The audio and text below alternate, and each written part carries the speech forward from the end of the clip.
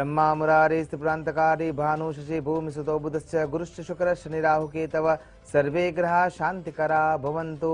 नमो नमः। તમારા બધાનું સ્વાગત છે આધ્યાત્મિક મહાશક્તિમાં। આજનો આપણો વિષય છે આપણને આળસ કેમ આવે છે, એવા કયા ગ્રહો છે કે જે આપણને આપણા કાર્યની ક્ષમતાને પૂર્ણ કરવા માટે રોકી રહ્યા છે, અને કુંડલીમાં એવી કઈ જગ્યાએ કયા ગ્રહ બેસે છે કે જેના કારણે શરીરમાં ઉત્સાહ રહેતો નથી અને આપણે આળસમાં ગરકાવ થઈ જઈએ છીએ। આનું મુખ્ય કારણ જો કુંડલીના આધારે જોવા જઈએ તો સૌથી પહેલું બને છે ચંદ્ર મહારાજ। ચંદ્ર મહારાજ આપણા શરીર સાથે કેવી રીતે જોડાયેલા છે? આપણા પૃથ્વીથી તો ભૌગોલિક દ્રષ્ટિએ જોવા જઈએ તો ઘણા દૂર અંતરે છે, અને છતાંય એ આપણને અસર કરી શકે ખરા? અને આ 7 અબજની વસ્તીમાં પૃથ્વી જેવા ગ્રહ પર જ્યારે આપણે રહીએ છીએ ત્યાં આપણને જ ચંદ્ર મહારાજ અસર કરે, આવું કેવી રીતે થઈ શકે?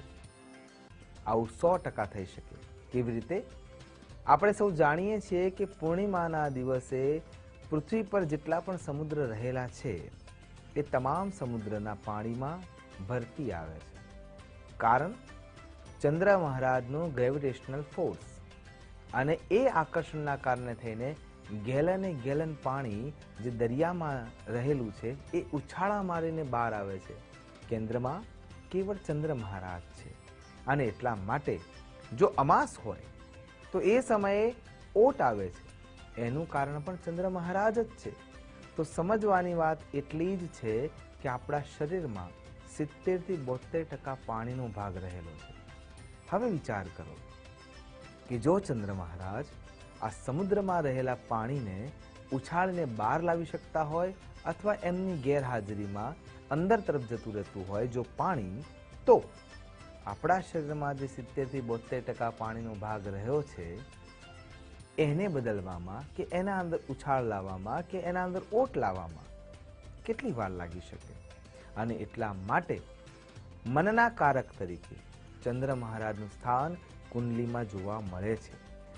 સમજવાની વાત એટલી જ છે કે કુંડલીને દ્રષ્ટિએ જ્યારે આપણે દ્રષ્ટિ કરીએ છીએ ત્યારે પહેલા ચરણમાં, ચોથા ચરણમાં, 7મા ઘરમાં કે 10મા ઘરમાં જો ચંદ્ર મહારાજ પ્રબળતા ન દાખવતા હોય તો આપણે આપણા માનસ પર કંટ્રોલ કરી શકતા નથી, અને એના કારણે થઈને સામે પડેલી વસ્તુને પણ આપણે હટાવવાનો પ્રયત્ન કરતા નથી, કેમ કે એના માટે ઉત્સાહ તરાહ જોવા મળતી નથી। જો ચંદ્ર મહારાજ નબળી સ્થિતિમાં છે તો 100% જાતક આળસના ચંગુલમાં ફસાયેલો છે।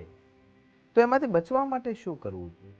બચવા માટેનો સૌથી શ્રેષ્ઠ ઉપાય છે પાણી, કેમ કે ચંદ્ર મહારાજ સીધે સીધા પાણી સાથે જોડાયેલા છે, અથવા વનસ્પતિ।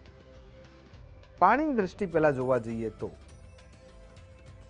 સૌથી પહેલા શ્રેષ્ઠ પાણીનો ઉપયોગ કરતા થાઓ। અને પાણીને શ્રેષ્ઠ કેવી રીતે બનાવી શકાય? તુલસી હેમ રૂપાચ રત્ન રૂપાચ મંજરી।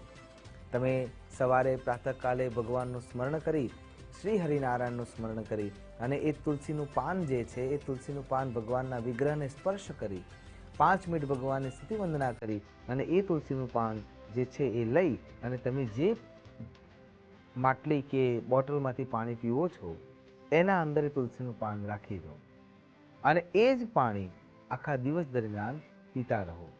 તો સૌથી શ્રેષ્ઠ પાણી જે સીધે સીધું કોસ્મિક કિરણો સાથે સંપર્કમાં આવી શકે છે અને તમારા શરીર સાથે જે વિજાણુમિક કિરણોનો સંપર્ક કરાવી શકે છે, તો એ પાણી તમને આ સપોર્ટ કરવાવાળું બની રહેશે। કારણ ચંદ્રમા છે અને એના કારણે આપણે એમના ઉપર અંગુલી નિર્દેશ કરીએ છીએ, એ આપણી ભૂલ છે, પણ જાગૃતતા તો આપણે લાવવાની છે। અને જાગૃતતા લાવવા માટે જે સપોર્ટ માધ્યમ છે, જે સપોર્ટિવ સિસ્ટમ છે, એ સિસ્ટમ જેને આપણે પ્રશસ્ત કરવાની છે, એમાં સૌથી શ્રેષ્ઠ જે સ્થાન પામે છે એનું નામ છે પાણી। અને પાણીના અંદર જો તુલસી દળ ઉમેરી દેવામાં આવે અને એ પાણી જો દિવસ દરમિયાન પીવામાં આવે તો આપણી આળસ ધીરે ધીરે દૂર થઈ શકે છે। એના સિવાય આલ્કલાઇન વોટર, જે વનસ્પતિ પાણીને વધારે શોષે છે અથવા એને કાપતા એમાંથી પાણી વધારે છૂટું થાય છે, એ વનસ્પતિ અથવા એ ફળને જોડે લેવામાં આવે તો પણ તમારું આળસનો જે ભાગ છે એ ઓછો થઈ શકે છે, એટલે કે વિટામિન સી જન્ય ફળફળાદી, એનાથી તમારી આળસ 100% દૂર થઈ શકે છે. પાણી દ્વારા આપણે જે પ્રયોગો કરી રહ્યા છીએ એ પાણી દ્વારા તમે તમારા શરીરના અંદરના ઓર્ગન્સને ઉર્જા આપી શકો છો અને ચંદ્ર મહારાજ તમને એમાં સફળતા આપી શકે છે. બીજો છે વનસ્પતિ જોડે રહેવાનો, સંપર્ક સાધવાનો સમય. સવાર અને સાંજ, રાત્રે વહેલા જે સુવે વહેલા ઉઠે વીર, બળબુદ્ધિને ધન વધે સુખમાં રહે શરીર. આ કહેવતો, આ પંક્તિઓ, આ ઉક્તિઓ, આ સુક્તિઓ ખરેખર જીવનની ચાવીરૂપ છે અને એટલા માટે ખૂબ જ સ્પષ્ટતાથી અહીંયા સમજાવવામાં આવે છે કે વહેલા ઉઠીને પોતાના દિનચર્યાને બદલવાનો પ્રયત્ન કરો અને તો તમારી આળસ ધીરે ધીરે દૂર થઈ શકે છે.